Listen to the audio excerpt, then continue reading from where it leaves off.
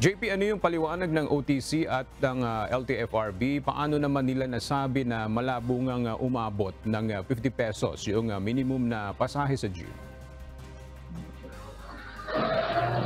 Ayon nga sa OTC at sa LTFRB, wala kasi nung sinimulan itong modernization program noon pang 2017, ay halos parehas lang din naman yung pamasahe sa traditional na jeep at saka sa modern jeep. Yan ay 2 piso na diferensya mula din sa traditional na jeep at sa mga modern jeepney.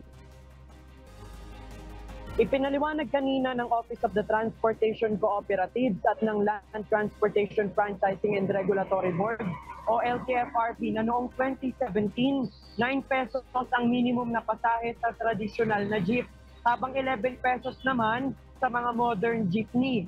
Sa 6 na taon na nilang lumipas, ganun pa rin naman ang diferensya kung saan 12 pesos ang minimum sa traditional na jeep at 14 pesos naman sa modern jeep. Kaya naman malabuan nila ang claim ng ilang grupo na pwedeng umakyat sa 50 pesos ang minimum na pamasahe sa mga modern jeep sa loob ng 5 taon. Wala umanong basis o basehan ang kalkulasyon ng mga grupo sa pagsasabing aabot ng 50 pesos ang minimum na pasahe sa mga jeepney. Ito'y kahit paano nila papalitan na ng mga modern jeep ang mga traditional na jeep. Samantala, sinabi naman ng LTFRB na sa ngayon ay patuloy pa rin nilang isinasapinal ang datos kung ilan na ang nakapasok sa consolidation matapos ang deadline noong December 31, 2023.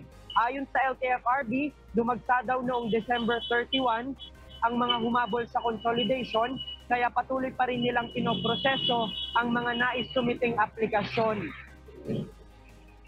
Isa pa dun sa pinabubulaanan ng LTFRB, yung claim ng Manibela na hanggang ngayon daw ay tumatanggap sila ng aplikasyon para dun sa mga habol sa consolidation.